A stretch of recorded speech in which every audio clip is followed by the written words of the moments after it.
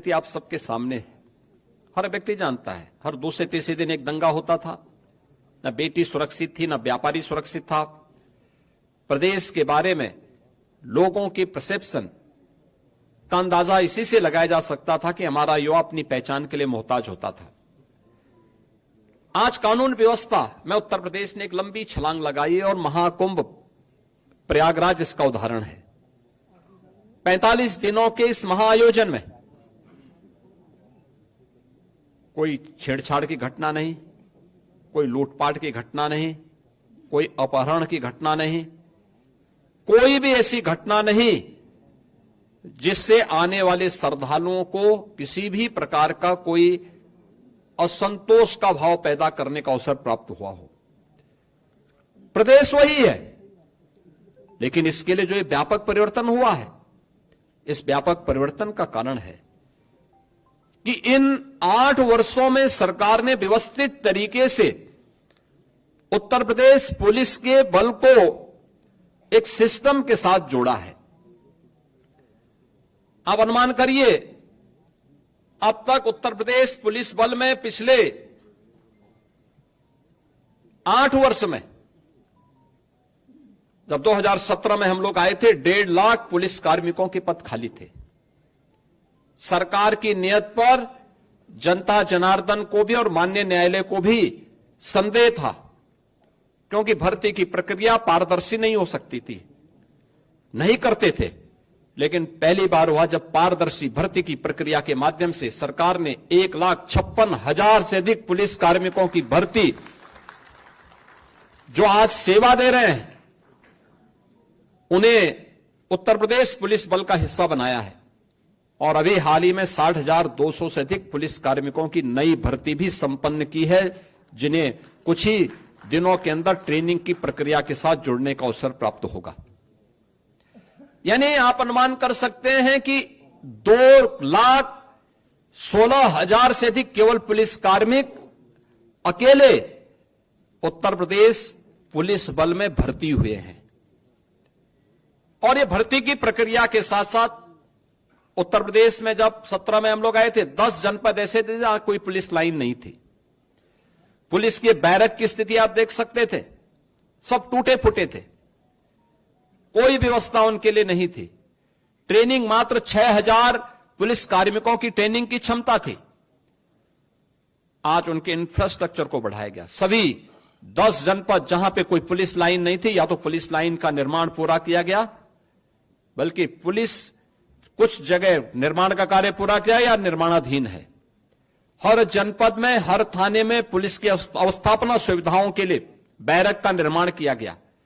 Police की training क्षमता को कई गुना बढ़ाया गया। जिस प्रदेश में मात्र 6,000 पुलिस कार्मिकों की ट्रेनिंग हो सकती थी, पहली बार होगा और उत्तर प्रदेश देश का पहला राज्य होगा जो 60,244 पुलिस कार्मिकों की एक साथ ट्रेनिंग कराने जा रहा है, बाजार तक पहुंचाया जा सके और यहां के अन्नदाता किसानों का, यहां के हस्तशिल्पी और कारीगरों का और यहां के उद्यमियों की इनकम को बढ़ाकर के प्रदेश की अर्थव्यवस्था को और सुदृढ़ किया जा सके, इस दिशा में सरकार कार्य कर रही है।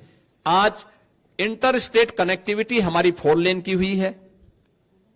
हर जनपद मुख्यालय 4 लेन के साथ जुड़ा है। प्रदेश सरकार ने हाईवे के एक बड़े नेटवर्क को अपने यहां जोड़ा है और उत्तर प्रदेश इस दिशा में काफी एक अच्छी प्रोग्रेस के साथ देश के अंदर है, क्योंकि ये हाईवे इसी दिशा में जो प्रयास किए जाते हैं, ये किसी भी अर्थव्यवस्था की सबसे रीढ़ के रूप में काम करती है। एयर कनेक्टिविटी 2017 के पहले उत्तर प्रदेश के अंदर 2 एयरपोर्ट पूरी तरह क्रियाशील थे, लखनऊ और वाराणसी। 2 आंशिक रूप से थे, गोरखपुर और आगरा आंशिक रूप से संचालित थे। आज उत्तर प्रदेश के अंदर 16 एयरपोर्ट क्रियाशील हैं और उनमें से 4 इंटरनेशनल एयरपोर्ट हैं। और देश का सबसे बड़ा एयरपोर्ट जेवर में बहुत शीघ्र प्रारंभ होने वाला है। यह एयरपोर्ट 5वां इंटरनेशनल एयरपोर्ट भी होगा और आने वाले समय में एयरपोर्ट के फंक्शनल होते ही एयर कार्गो के सबसे बड़े हब के रूप में भी यह बदलेगा। प्रदेश के अंदर इस बेहतरीन इंफ्रास्ट्रक्चर ने प्रदेश की अर्थव्यवस्था को भी एक नई गति दी है। 2017 से अब तक कुल प्रदेश में 80 मेडिकल कॉलेज बने हैं, जिसमें 44 गवर्नमेंट सेक्टर के बने हैं। 36 निजी मेडिकल कॉलेज भी बने हैं। प्रदेश के अंदर इससे पहले नर्सिंग और पैरामेडिकल कॉलेजेस की स्थिति क्या थी? ताले लटकते थे, न इंफ्रास्ट्रक्चर था न फैकल्टी थी।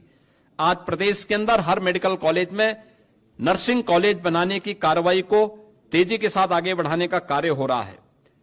प्रदेश के अंदर हम लोगों ने जो 36 जनपद ऐसे थे जिनमें संचारी रोग में खासतौर पर इंसेफ्लाइटिस से उत्तर प्रदेश के मासूम तड़प तड़प करके मरते थे, आज उस पर प्रभावी नियंत्रण करने में उत्तर प्रदेश ने सफलता प्राप्त की है। और मुझे बताते हुए प्रसन्नता है कि 2017 की तुलना में आज 2024 में एक्यूट इंसेफ्लाइटिस से 85% और जापानी इंसेफ्लाइटिस से 99% नियंत्रण करने में सरकार को सफलता प्राप्त हुई है। इसी प्रकार से डेंगू की मृत्यु दर को लगभग 95% कम करने में सफलता प्राप्त की है। मलेरिया पर 56% की कमी आई है। और आज प्रदेश के अंदर हम लोगों ने प्रदेश के अंदर आयुष्मान भारत में उत्तर प्रदेश देश के अंदर नंबर 1 पर है। मुख्यमंत्री आरोग्य मेले के माध्यम से लगभग 13.5 करोड़ रोगी उसके माध्यम से लाभान्वित हो रहे हैं। और जो विभिन्न मेडिकल कॉलेजेस की संख्या बढ़ाने के बाद जो सीट्स बढ़ी हैं, एमबीबीएस में 17 में मात्र 1990 सीट्स थी, आज वो बढ़कर के 5250 हुई हैं। निजी मेडिकल कॉलेजेस में भी ये सीट्स 2550 से बढ़कर के 6550 हुई हैं। राजकीय क्षेत्र में पीजी सीट्स की संख्या 2017 के पहले जो 741 थी, आज वो बढ़कर के 1871 हुई हैं। और निजी क्षेत्र में भी जो पीजी की सीट्स 17 के पहले 480 थी, आज वो बढ़कर के 2100 तक बढ़ी हैं। प्रदेश में सुपर स्पेशलिटी 2017 में मात्र कुछ ही मेडिकल कॉलेजेस में भी उसकी भी बहुत कम ब्रांचेज हुआ करती थी। आज लगभग हर एक जनपद में सुविधा है। आज हर एक जनपद में डायलिसिस की सुविधा उपलब्ध करवाई जा रही है, सीटी स्कैन आदि की सुविधाएं उपलब्ध करवाई जा रही हैं। और सस्ते में दवा उपलब्ध हो, इसके लिए तमाम हर एक जनपद में इसके लिए जन आरोग्य योजना से जुड़े हुए सुविधा केंद्रों को और उन प्रतिष्ठानों को स्थापित करने का काम भी किया जा रहा है। आज उत्तर प्रदेश के अंदर केंद्र सरकार की मदद से आदरणीय प्रधानमंत्री जी ने 10 सिटी को स्मार्ट सिटी के रूप में और राज्य स्मार्ट सिटी मिशन के अंतर्गत 7 अन्य सिटी को स्मार्ट सिटी मिशन के अंतर्गत लेकर 17 म्युनिसिपल कॉरपोरेशन को हम लोगों ने स्मार्ट सिटी के रूप में विकसित किया है। और ये स्मार्ट ही नहीं, इन्हें सेफ सिटी भी बनाया है। आईटीएमएस भी यहां काम कर रहा है। सरकार ने इस बार के बजट में व्यवस्था दी है कि हर जिला मुख्यालय की नगर निगम नगर पालिका को या नगर निकाय को हम लोग स्मार्ट सिटी के रूप में विकसित करने का काम करेंगे। इस बार के बजट में हमने इसके लिए धनराशि भी उपलब्ध करवाई है। प्रदेश के अंदर आज एक नए विकास के कॉन्सेप्ट को एनसीआर नेशनल कैपिटल रीजन की तर्ज पर प्रदेश के अंदर अलग अलग क्षेत्रों में हम लोगों ने स्टेट डेवलपमेंट रीजन को डेवलप करने की एक दिशा में एक आगे बढ़ाने की कार्रवाई की है। जैसे लखनऊ में स्टेट कैपिटल रीजन, लखनऊ और उसके आसपास के क्षेत्र को लेकर, वाराणसी में वाराणसी और उसके आसपास के क्षेत्र को लेकर, कानपुर में कानपुर और उसके आसपास के क्षेत्र को लेकर के ये डेवलपमेंट रीजन बनाने, जिससे व्यवस्थित और नियोजित विकास को हम वहां पे आगे बढ़ा सके। उसके एक मास्टर प्लान के माध्यम से वहां के नागरिकों के जीवन में व्यापक आमूलचूल परिवर्तन करके उनकी आय को कई गुना बढ़ा सकें, इस दिशा में कार्य करना सरकार ने प्रारंभ किया है। और देश की पहली रोपवे सेवा वाराणसी में अगले कुछ महीनों के अंदर हम प्रारंभ करने जा रहे हैं। यह नगरीय परिवहन की एक बेहतरीन सुविधा होगी जो वाराणसी में प्रारंभ होने जा रही है। इंफ्रास्ट्रक्चर के लिए प्रदेश वही, प्रदेश के बारे में एक मान्यता थी, जहां से गड्ढे शुरू हो जाएं समझ लो उत्तर प्रदेश की सीमा आ गई। सड़क में गड्ढा है या गड्ढे में सड़क है ये पता नहीं लगता था। आज मित्रों, आप गूगल में सर्च करिए, आपको पता लगेगा एक्सप्रेसवे कौन है, तो नाम आएगा उत्तर प्रदेश। 6 एक्सप्रेसवे वर्तमान में उत्तर प्रदेश के अंदर संचालित है। 11 पे हम कार्य कर रहे हैं, या तो निर्माणाधीन है या प्रस्तावित हैं, जिन पे नए वित्तीय वर्ष में काम प्रारंभ होने जा रहा है। और गंगा एक्सप्रेसवे के बनते ही देश के अंदर एक्सप्रेसवे में उत्तर प्रदेश का 55% हिस्सेदारी अकेले उत्तर प्रदेश की होगी। सबसे बड़ा रेल नेटवर्क यूपी के पास, सबसे ज्यादा मेट्रो का संचालन उत्तर प्रदेश के अंदर हो रहा है। 2017 के पहले क्या था? लखनऊ में आधी अधूरी मेट्रो थी, 1.5 एक्सप्रेसवे थे। आज 6 एक्सप्रेसवे हैं, 11 पे हम काम करने जा रहे हैं। आज 6 सिटी, देश के अंदर सर्वाधिक 6 सिटी में मेट्रो का संचालन यूपी कर रहा है। देश की पहली रैपिड रेल यूपी के अंदर है, दिल्ली से मेरठ के बीच में। और देश का पहला वाटरवे हल्दिया वाराणसी के बीच में यह संचालित हो चुका है। यानी लैंडलॉक्ड स्टेट से उत्तर प्रदेश मुक्त हो चुका है। और इनलैंड वाटरवे अथॉरिटी का गठन करके उत्तर प्रदेश वाटरवे की सुविधा को वाराणसी से प्रयागराज तक और बलिया से अयोध्या तक पहुंचाने के लिए पूरी प्रतिबद्धता के साथ आगे बढ़ रहा है, जिससे इन संभावनाओं के माध्यम से उत्तर प्रदेश के प्रोडक्ट को एक्सपोर्ट के माध्यम से दुनिया के शिक्षा, जिस प्रदेश की स्थिति ऐसी रही हो कि नकल जन्मसिद्ध अधिकार कुछ लोग मानते थे, आज वहां नकल विहीन परीक्षाएं हो रही हैं। बेसिक शिक्षा परिषद के स्कूल जो बंदी के कगार पर थे, आज उनमें 50 लाख से अधिक बच्चों की बढ़ोतरी। उन सभी बच्चों को 1200 रुपए 2 यूनिफॉर्म के लिए, बैग के लिए, बुक्स के लिए, शूज और सॉक्स के लिए, स्वेटर के लिए सरकार डीबीटी के माध्यम से उपलब्ध करवाने का कार्य कर रही है। सभी विद्यालयों में बालक बालिकाओं के लिए टॉयलेट की व्यवस्था, पेयजल की व्यवस्था, डिजिटल लाइब्रेरी की व्यवस्था, अच्छी फ्लोरिंग की व्यवस्था, ये सभी कुछ से आच्छादित करने में सफलता प्राप्त हुई है। साथ साथ माध्यमिक स्कूलों में जर्जर पड़े भवनों के पुनर्निर्माण के लिए प्रदेश सरकार ने अलंकार योजना के माध्यम से एक नई स्कीम प्रारंभ की है और इसको भी तेजी के साथ आगे बढ़ाने का काम कर रही है। अब जर्जर विद्यालय नहीं होंगे। प्रदेश के अंदर हर एक कमिश्नरी में एक विश्वविद्यालय हो, राज्य विश्वविद्यालय हो। ऐसी 6 कमिश्नरी ऐसी थी जहां कोई राज्य विश्वविद्यालय नहीं था। उन विश्वविद्यालयों के निर्माण के कार्यक्रम को भी प्रदेश सरकार ने आगे बढ़ाया। तो पहली बार मेडिकल यूनिवर्सिटी हो, आयुष विश्वविद्यालय हो, एक अतिरिक्त एग्रीकल्चर विश्वविद्यालय की स्थापना हो, ये सभी आज उत्तर प्रदेश के अंदर देखने को मिल सकते हैं। और संस्कृति विश्वविद्यालय भी हो, यह भी आज उत्तर प्रदेश में स्थापित हो चुके हैं।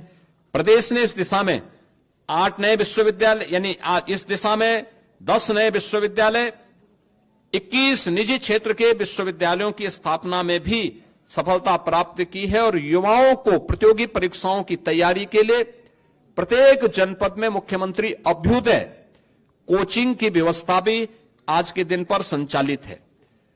प्रदेश के अंदर अनुसूचित जाति जनजाति के सभी छात्रों को आज के दिन पर हम लोग स्कॉलरशिप उपलब्ध करा रहे हैं, 100% स्कॉलरशिप दे रहे हैं। और ओबीसी के भी छात्रों को 2017 तक मात्र 1200 करोड़ रुपए की स्कॉलरशिप मिल पाती थी, आज वो बढ़कर के 2500 करोड़ रुपए सरकार ने किया है, जिससे हर उस बच्चे को जो उसकी पात्रता की श्रेणी में आता है उसको स्कॉलरशिप से जोड़ा जा सके। आज उसमें भी सरकार को सफलता प्राप्त हुई है। उत्तर प्रदेश में हम लोगों ने अब तक 8 लाख से अधिक भर्तियां, सरकारी नौकरियां उत्तर प्रदेश के युवाओं को दी है। एमएसएमई सेक्टर में 2 करोड़ से अधिक युवा इनके साथ यहां पे या तो नौकरी या स्वतः रोजगार के साथ जुड़ा है। और साथ साथ निवेश की जो व्यापक संभावनाएं उत्तर प्रदेश के अंदर बनी है, इनमें भी उत्तर प्रदेश ने बड़े पैमाने पे उत्तर प्रदेश के युवाओं को इसके साथ जोड़ने का काम किया है। प्रदेश में आज के दिन पर 50 लाख से अधिक युवाओं को हमने डिजिटली सक्षम बनाने में सफलता प्राप्त की है, जिसे टैबलेट और स्मार्टफोन देकर के उन्हें इस दिशा में आगे बढ़ाने का काम किया है। तो आज उत्तर प्रदेश के अंदर हम देख सकते हैं कि सबसे बड़ा एमएसएमई का base 96 lakh MSME unit UP के पास है। अपने हस्तशिल्पी और कारीगरों के लिए विश्वकर्मा श्रम सम्मान की जैसी स्कीम आज उत्तर प्रदेश चला रहा है, जिसमें लाखों ऐसे हस्तशिल्पी और कारीगरों के स्किल डेवलपमेंट के लिए उन्हें फ्री में टूल किट उपलब्ध कराने, सस्ते में लोन उपलब्ध करवाने की कार्रवाई को आगे बढ़ाने का काम किया है। और वर्तमान में एक नई स्कीम मुख्यमंत्री युवा उद्यमी स्कीम, जो अब तक की बहुत लोकप्रिय स्कीम होने जा रही है, जिसमें 31 मार्च तक 1 लाख नए युवा उद्यमी उत्तर प्रदेश बनाने के लक्ष्य रखे हैं। उस कार्यक्रम को हम लोग आगे बढ़ाने जा रहे हैं, जिसमें 5 लाख रुपए तक का ब्याज मुक्त ऋण प्रथम चरण में, मार्जिन मनी 10% और गारंटी मुक्त लोन देने की कार्रवाई को भी सरकार आगे बढ़ा रही है। आज उत्तर प्रदेश का नौजवान हो, अन्नदाता किसान हो, उत्तर प्रदेश की कोई बेटी या बहन हो, या उत्तर प्रदेश का व्यापारी या उद्यमी, जीवन के किसी भी क्षेत्र का कोई युवा या समाज का कोई भी व्यक्ति आज जब उत्तर प्रदेश के बाहर जाता है तो उसके सामने अब पहचान को छुपाने की समस्या नहीं होती है। आज वो बड़े गर्व के साथ अपने आप को उत्तर प्रदेश वासी कह सकता है और नए भारत का, नया उत्तर प्रदेश किस रूप में अपनी युवा शक्ति के बल पर आगे बढ़ रहा है, यह हम इसी से अंदाजा लगा सकते हैं कि 2016-17 में जिस उत्तर प्रदेश की बेरोजगारी दर 19% से अधिक थी, आज वह घट करके मात्र 3% रह गई है। चाहे वह कृषि के सेक्टर में किए गए परिवर्तन हो या फिर एमएसएमई सेक्टर में, सूक्ष्म लघु मध्यम उद्यम के क्षेत्र में, या अपने हस्तशिल्पी और कारीगरों के उन्नयन के माध्यम से, उनके स्किल डेवलपमेंट के माध्यम से उत्तर प्रदेश पहला राज्य था जिसने ओडीओपी की स्कीम चलाई, वन डिस्ट्रिक्ट वन प्रोडक्ट के माध्यम से परंपरागत उद्यम को प्रोत्साहित करने का काम किया। इसने उत्तर प्रदेश के एक्सपोर्ट को 86,000 करोड़ रुपए से बढ़ा करके 2 लाख करोड़ रुपए से अधिक बढ़ाने का काम किया है और उत्तर प्रदेश भी एक एक्सपोर्ट स्टेट के रूप में स्थापित हो सकता है, उत्तर प्रदेश ने साबित किया है। किसी भी समाज में नारी की सुरक्षा, सम्मान और स्वावलंबन का कार्य संपूर्ण समाज के स्वावलंबन का आधार बनता है। आदरणीय प्रधानमंत्री जी ने इसके लिए नारी सशक्तिकरण के लिए नारी वंदन अधिनियम भी देश की संसद ने पारित किया है। उत्तर प्रदेश ने शुरू से इस पर ध्यान दिया है। अभी हम लोगों ने 60,200 पुलिस कार्मिकों की भर्ती संपन्न की है। आप अनुमान करिए 1947 से लेकर के 2017 तक उत्तर प्रदेश पुलिस बल में मात्र 10,000 महिला पुलिस कार्मिक थी और अकेले एक भर्ती में जो अभी होली के एक दिन पहले भर्ती संपन्न हुई है, 56,000 की जो भर्तियां हम लोगों ने यहां पे संपन्न की थी, 25,000 से अधिक महिला कार्मिक उसके माध्यम से हम लोगों ने उत्तर प्रदेश पुलिस बल का हिस्सा बनाया है। और आज उसी का परिणाम है कि उत्तर प्रदेश में जो महिला वर्कफोर्स है 2017-18 के पहले जो 13-14% के आसपास थी, आज वो बढ़कर के 35% से अधिक हुई है।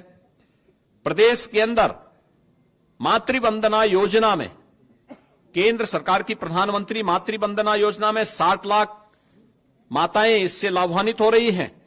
तो बेटी के जन्म लेने से लेकर के स्नातक तक की पढ़ाई के लिए दी जाने वाली 25,000 रुपए की सहायता में उत्तर प्रदेश की 22,11,000 बेटियां इस योजना का लाभ प्राप्त कर रही हैं। प्रदेश के अंदर वीसी सखी सभी 57,000 ग्राम पंचायतों में बैंकिंग की सुविधा में अपना योगदान दे रही हैं। तो महिला स्वयंसेवी समूह में लगभग 1 करोड़ बहनें योगदान देकर के आर्थिक स्वावलंबन की दिशा में अपना योगदान दे रही हैं।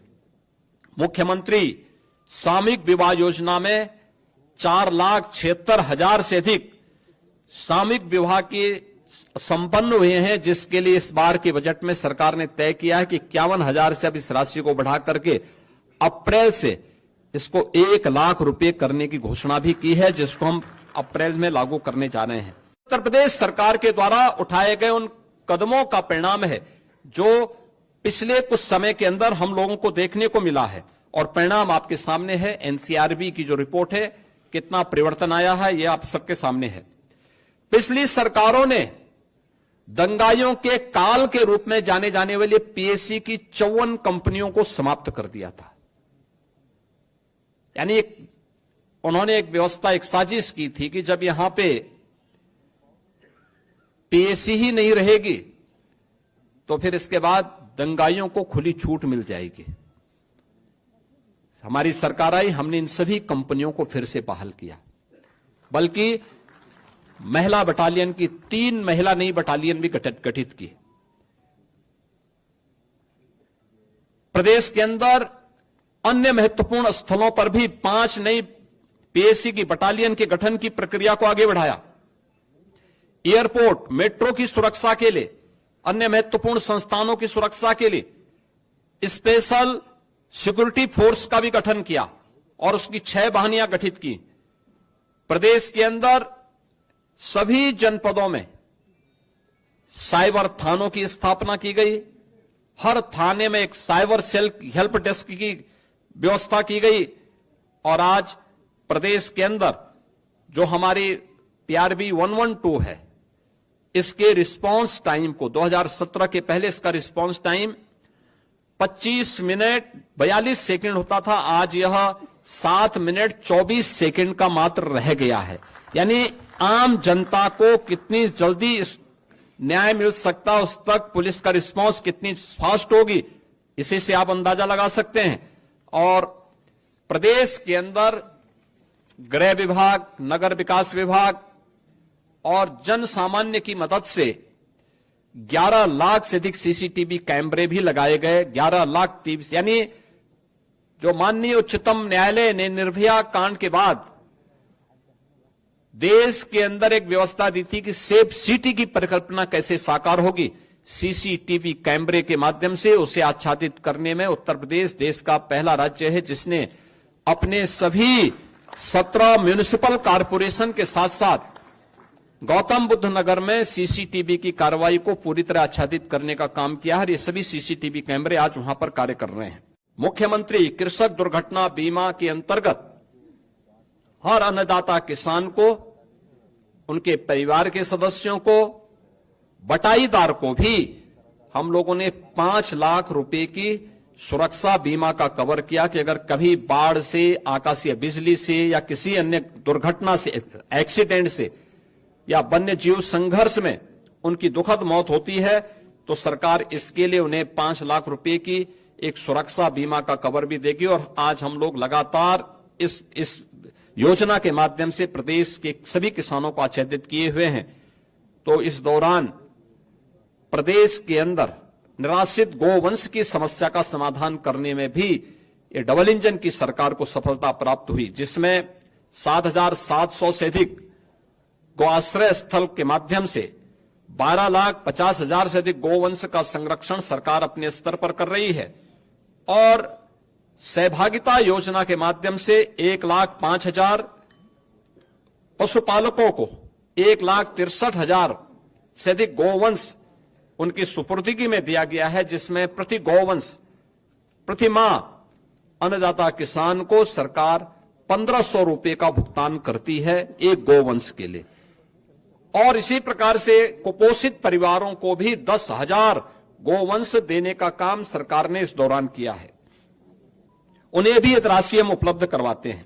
मित्रों, 2017 के पहले प्रदेश की कानून व्यवस्था की स्थिति आप सबके सामने है। हर व्यक्ति जानता है, हर दूसरे तीसरे दिन एक दंगा होता था, न बेटी सुरक्षित थी, न व्यापारी सुरक्षित था। प्रदेश के बारे में लोगों की परसेप्शन का अंदाजा इसी से लगाया जा सकता था कि हमारा युवा अपनी पहचान के लिए मोहताज होता था। आज कानून व्यवस्था में उत्तर प्रदेश ने एक लंबी छलांग लगाई है और महाकुंभ प्रयागराज इसका उदाहरण है। 45 दिनों के इस महाआयोजन में कोई छेड़छाड़ की घटना नहीं, कोई लूटपाट की घटना नहीं, कोई अपहरण की घटना नहीं, कोई भी ऐसी घटना नहीं जिससे आने वाले श्रद्धालुओं को किसी भी प्रकार का कोई असंतोष का भाव पैदा करने का अवसर प्राप्त हुआ हो। प्रदेश वही है, लेकिन इसके लिए जो ये व्यापक परिवर्तन हुआ है, इस व्यापक परिवर्तन का कारण है कि इन 8 वर्षों